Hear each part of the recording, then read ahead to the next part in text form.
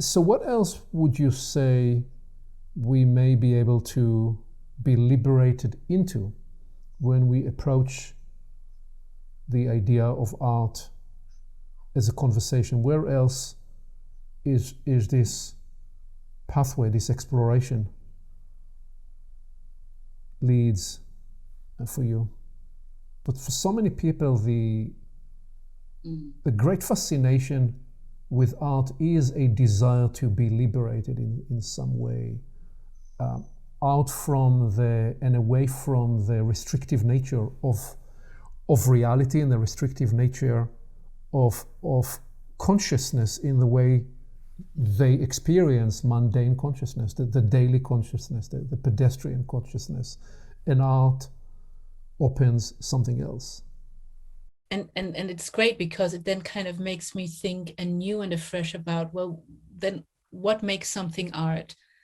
Because what I'm getting right now is, to whatever degree a human is self-conscious, all the time, some of the time, rarely, really is a great indicator of how much they might allow themselves to surrender to what's actually possible.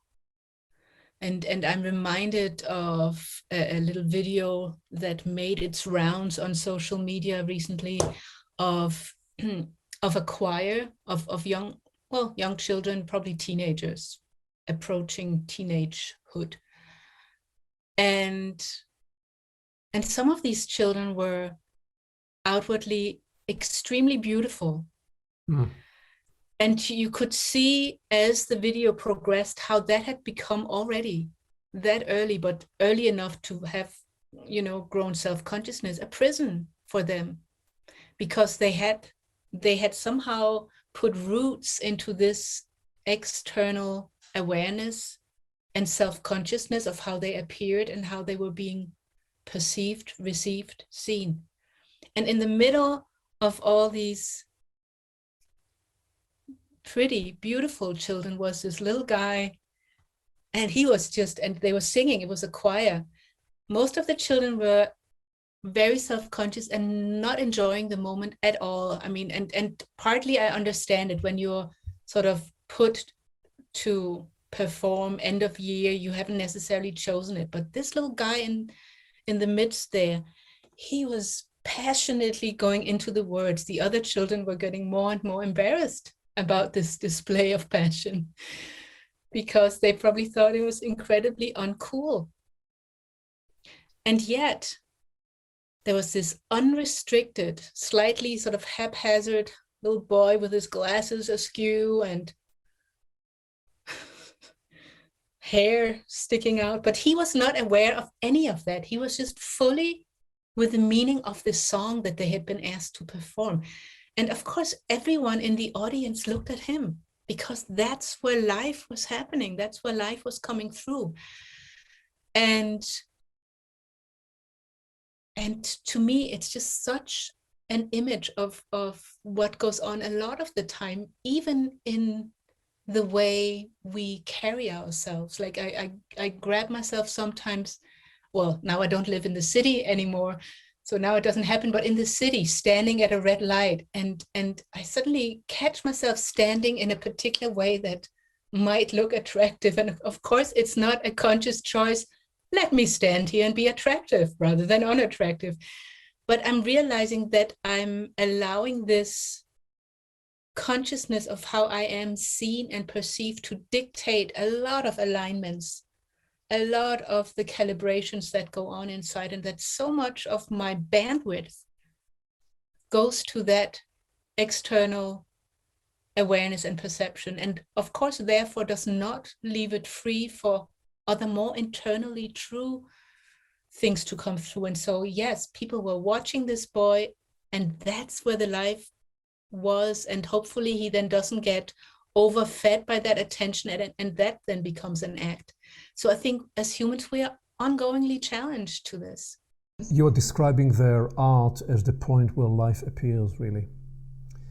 And how the youngsters of today were all exposed very early in their life to reality TV in all its forms and expressions, and how so early in life they get the image of themselves from the outside, and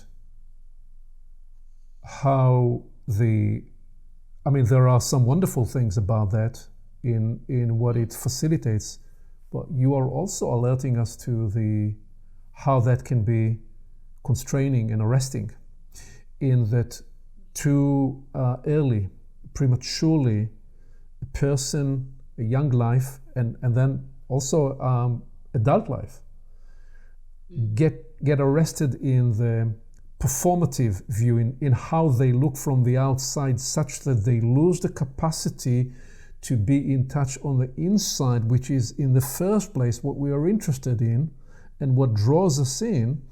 Hence your commentary about this particular video. I have not seen it, but I completely get the feel that sense of somebody who is perhaps crudely fashioned, crudely formed, or unrehearsed, and in that imperfection and lack of awareness, something else can actually come through, where in the very well rehearsed and already shaped for perfection, it is so perfect that there is nothing live and real that can come through.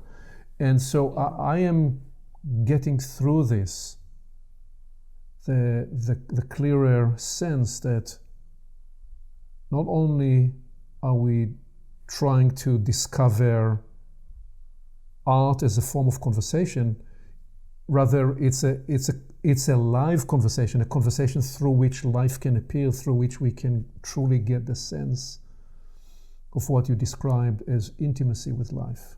And when that happens, we know we are in the presence of something else.